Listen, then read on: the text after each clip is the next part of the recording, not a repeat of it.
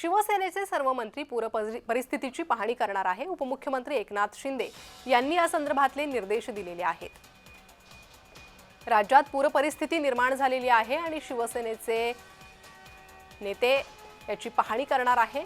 उपमुख्यमंत्री एकनाथ शिंदे यांनी या संदर्भात निर्देश दिलेले आहे। शिवसेनेच्या सर्व मंत्र्यांना हे निर्देश, पूर परिस्थितीची पाहणी करा असं उपमुख्यमंत्र्यांनी म्हटलेलं आहे।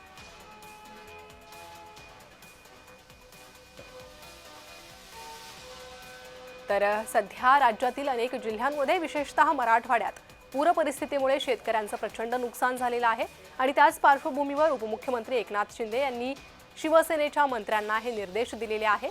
सर्व मंत्र्यांनी पूर परिस्थितीची पाहणी करावी असं त्यांनी म्हटलेलं आहे। त्यामुळे आता शिवसेनेचे सर्व मंत्री पूर परिस्थितीची पाहणी करणार आहेत। राज्यात विविध ठिकाणी ही पाहणी करण्यात येईल। तर प्रत्येक मंत्र्याला शेतकऱ्यांपर्यंत जाऊन आढावा घेण्याचे निर्देश आहेत।